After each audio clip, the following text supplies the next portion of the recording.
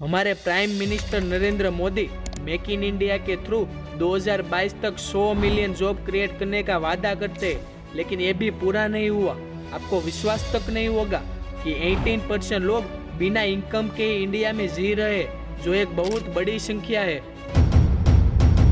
आज देश का 83% यूथ जॉबलेस है। वो देश के एक एक आदमी का टैक्स आज कॉर्पोरेट टैक्स को भी पार कर गया है। इसलिए कोई बंदा नौकरी छोड़ के बिजनेस में जाएगा तो भी वो इन पॉलिसी इश्यू में ही अटक जाएगा, जो हम आगे डिस्कस करेंगे।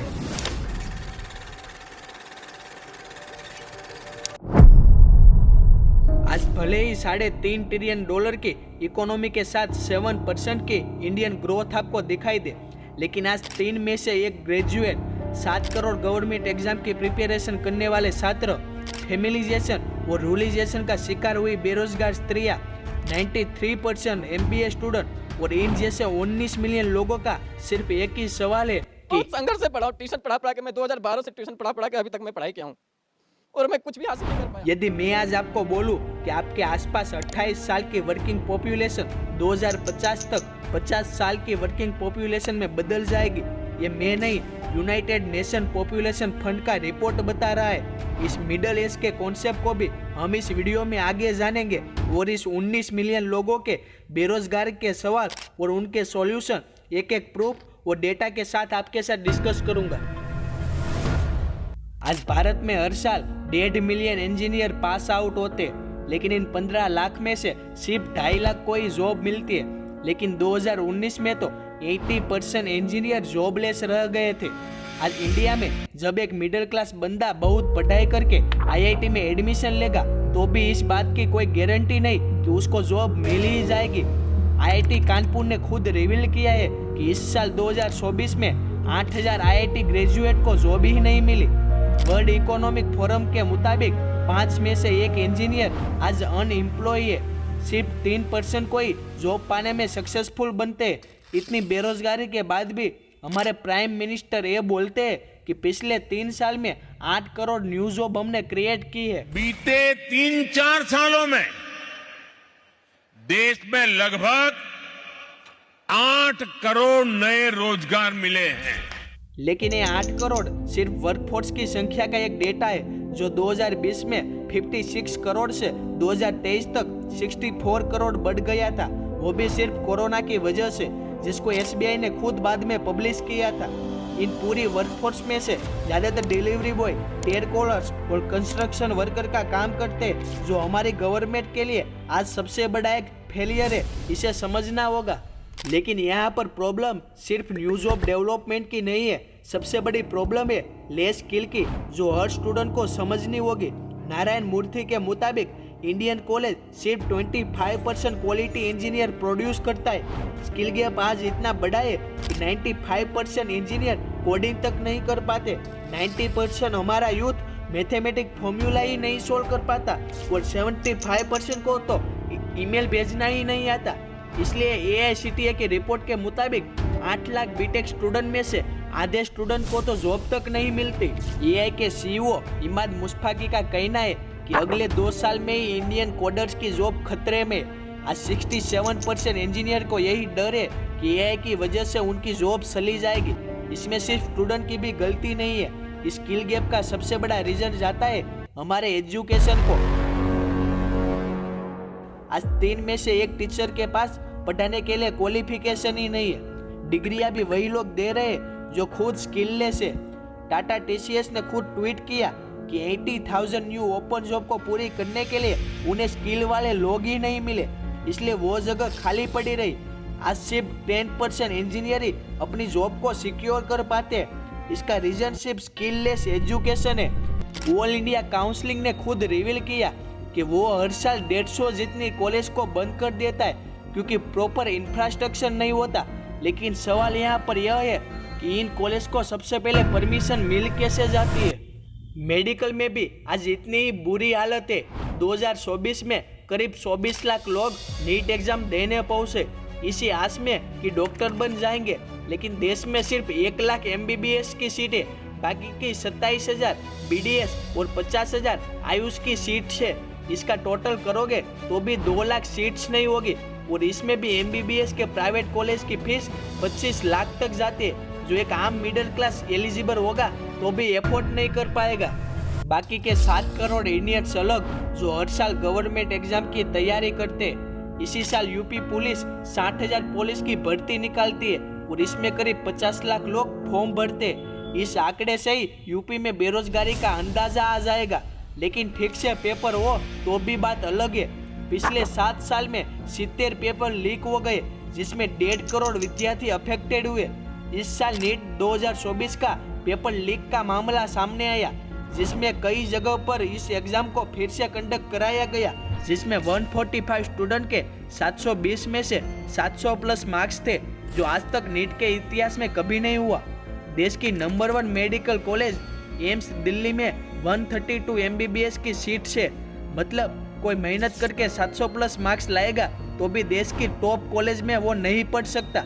सिर्फ एजुकेशन में ही नहीं, हमारे देश के पॉलिसी इश्यू में भी इतना बड़ा अनकॉम्प्लिकेटेड है कि कोई खुद का रोजगार खोलना चाहे तो भी ठीक से नहीं खोल पाएगा। आज इंडिया में एक आदमी का टोटल टैक्स कॉर्पोरेट टैक्स के भी आगे है, जबकि कॉर्पोरेट सेक्टर की इनकम 4 गनी है। एक मिडिल क्लास इंसान रेस्टोरेंट खोलना चाहे तो भी 30 जितने सिर्फ लाइसेंस लगते हैं। और इसी वजह से MSME यानी micro small and medium enterprise जैसे छोटे बिजनेस फेल हो जाते हैं। आज 99% MSME में 10 से भी कम वर्कर्स काम करते हैं, क्योंकि ऐसे स्मॉल बिजनेस को इंडिया में ग्रो होने के लिए जल्दी फंड नहीं मिलता या फिर लोन या पॉलिसी इश्यू में ही अटक जाते हैं। सिर्फ इतना ही नहीं, 2024 के बजट में भी बेरोजगारी के लिए पक्का सॉल्यूशन नहीं दिखा। इसमें भी फाइनेंस मिनिस्टर निर्मला सीतारमन के अनुसार 4 करोड़ यूथ को जॉब स्कीम का फायदा मिलेगा। न्यू बजट में कहीं पर भी ये क्लियर नहीं लिखा कि 4 करोड़ न्यू जॉब प्रोड्यूस होगी। इसमें सिर्फ सम बेटर इम्प्रूवमेंट शब्द का उपयोग हुआ है, जिसमें ये लोग 500 कंपनी से हाई गुड ट्रेनर्स लाएंगे जो यूथ को ट्रेनिंग देंगे। लेकिन जब हाई टैक्स के बारे में हमारी फाइनेंस मिनिस्टर को सवाल पूछा गया तो उनके पास कोई जवाब नहीं था। How a broker can function with hordes of taxis where government of India is my sleeping partner and I am a working partner with no income. Told China I have no answer for that. लेकिन world bank के पास इसका जवाब था। World bank के अनुसार India में एक आदमी साल में 250 घंटे सिर्फ टैक्स पे करने के लिए काम करता है। उसके अनुसार इंडिया हाई कॉर्पोरेट टैक्स लेता है, जिसमें 1 करोड़ पर 30% टैक्स लगता है, जबकि फॉरेन में सिर्फ 1 करोड़ पर 2% और 10 करोड़ पर सिर्फ 5% टैक्स अप्लाई होता है। आज जमीन के केसेस इतने हैं कि हमारा इंडिया 190 कंट्री में से 100 रैंक पर आता है। इसमें 3 करोड़ केसेस तो सिर्फ कोर्ट में पेंडिंग पड़े। यहाँ पर एक और बात समझने जैसी है कि सिर्फ एजुकेशन के बल पर हम बेरोजगारी दूर नहीं कर सकते। ILO यानी इंटरनेशनल लेबर ऑर्गेनाइजेशन के रिपोर्ट के अनुसार पूरे इंडिया में केरला में सबसे अधिक ग्रेजुएट लोग हैं और यहीं पर ही सबसे अधिक 30% बेरोजगारी है, जबकि गुजरात और महाराष्ट्र में एजुकेटेड लोग कम है, फिर भी यहाँ पर सिर्फ 14 से 20% ही बेरोजगारी है। इसलिए डिग्री के साथ जॉब का सीधा रिलेशन यही नहीं, ये ILO के रिपोर्ट से साफ पता चलता है। पूरे इंडिया में गोवा, केरला, हरियाणा और पंजाब में सबसे अधिक बेरोजगारी है। अर्बन एरिया में जितनी लेबर फोर्स बढ़ेगी उतनी बेरोजगारी बढ़ेगी, लेकिन गुजरात और महाराष्ट्र इसमें अपवाद है। इन दोनों स्टेट के पास 37% के आसपास वर्कर है, जो यूपी और MP से भी ज्यादा संख्या में। फिर भी गुजरात और महाराष्ट्र में बेरोजगारी कम है। यहाँ पर सबसे बड़ा रोल प्ले करता है एक राज्य का इंफ्रास्ट्रक्चर और बिजनेस मॉडल का। गुजरात और महाराष्ट्र दोनों में ही अधिक संख्या में कंपनियां हैं जो हजारों लोगों को रोजगार देती है, इसलिए ये स्टेट कम बेरोजगार है। लेकिन यहाँ पर एक और बात समझने जैसी है कि सिर्फ लेबर फोर्स की संख्या बढ़ने से भी बेरोजगारी नहीं बढ़ती। एक टाइम पे चाइना की पॉपुलेशन हमारे इंडिया से भी ज्यादा थी, फिर भी वो आज $18 ट्रिलियन की इकोनॉमी के साथ ग्रो कर रहा है, जो हमारे इंडिया की टोटल GDP का 5 गुना है। आज चाइना अपने एजुकेशन पर $500 बिलियन खर्च करता है, जबकि इंडिया सिर्फ $100 बिलियन ही एजुकेशन पर स्पेंड करता है। आप बोलोगे एक विकसित देश के साथ तो क्यों कंपैरिजन कर रहा है? चाइना तो एक पहले से ही डेवलप कंट्री है। ऐसा इसलिए क्योंकि बाकी चीज़ों पर इंडिया $280 बिलियन का खर्च करता है, जबकि चाइना सिर्फ 125 बिलियन डॉलर से ही अपना काम चला लेता है। ये करीब 150 बिलियन डॉलर का रकम है। यदि इसका एजुकेशन और जॉब क्रिएशन में यूज होता तो शायद इंडिया आज अलग पोजीशन पर होता। आज कनाडा में भी भारतीय नागरिक अपनी जॉब फ्यूचर को लेकर चिंतित है, लेकिन सबसे ज्यादा अगर कोई जॉब गैप महसूस करता है तो वो भारत की महिलाएं हैं। आज लगातार फीमेल पार्टिसिपेशन वर्क फोर्स में कम हो रहा है। 2005 में जो 32% फीमेल पार्टिसिपेशन रेट था वो 2021 में घटकर सिर्फ 19% हो गया। इसलिए आज भी भारत में 70% मेल के सामने सिर्फ 23% स्त्रियां काम पर जा पाती है। लेकिन यहाँ पर यह भी नहीं है कि भारत की स्त्रियां काम पर नहीं जाना चाहती। आज आधे भारत की स्त्रियां पेड जॉब करके अपनी फैमिली को सपोर्ट करना चाहती है, लेकिन सोशल इश्यू और जेंडर गैप के कारण वो अपनी जॉब छोड़ देती है। जेंडर गैप इतना बड़ा है कि ILO के रिपोर्ट के अनुसार मेल फीमेल रेशियो 70-20% है। आज कई स्त्रियां फेमिलिजेशन और रूलिजेशन का शिकार बनती है। यही सोशल इश्यू की वजह से इंडिया की यंग जनरेशन इन्हीं बातों में उलझ जाती है। यूनाइटेड नेशन पॉपुलेशन फंड ने साफ रिपोर्ट में बताया है कि एक देश की इकोनॉमिक ग्रोथ तभी तेज हो पाती है जब working age population non working population से ज्यादा हो। आज इंडिया में मिडिल एज 28 साल है, जबकि चाइना 37, US 45 और जापान 65 ईयर की मिडिल एज के लोग रहते।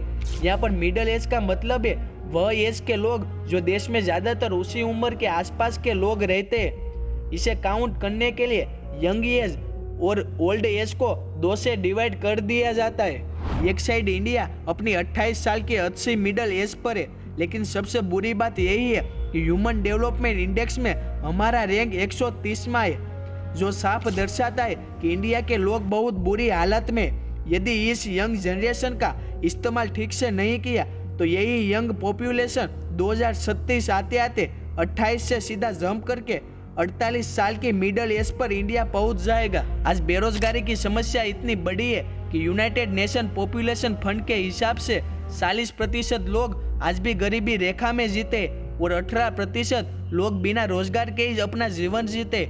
एक बार सोचिए कि ये लोग रोज खाने पीने के लिए कितना संघर्ष करते होंगे। यही 19 मिलियन लोगों के आज रोजगार पर सवाल है। यदि इसके सॉल्यूशन के बारे में बात करें तो मेक इन इंडिया और स्टैंड अप इंडिया जैसी स्कीम में सरकार को और भी इम्प्रूवमेंट लाना होगा।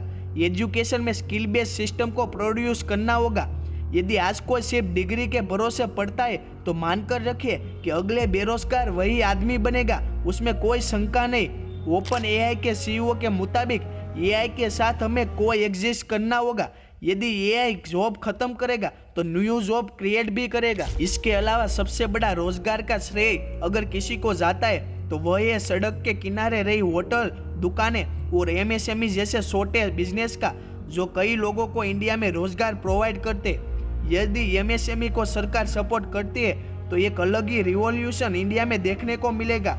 इसके अलावा आपका मंतव्य भी कमेंट बॉक्स में जरूर लिखना कि कैसे इंडिया में इस 19 मिलियन लोगों की बेरोजगारी के प्रश्न को हल किया जाए।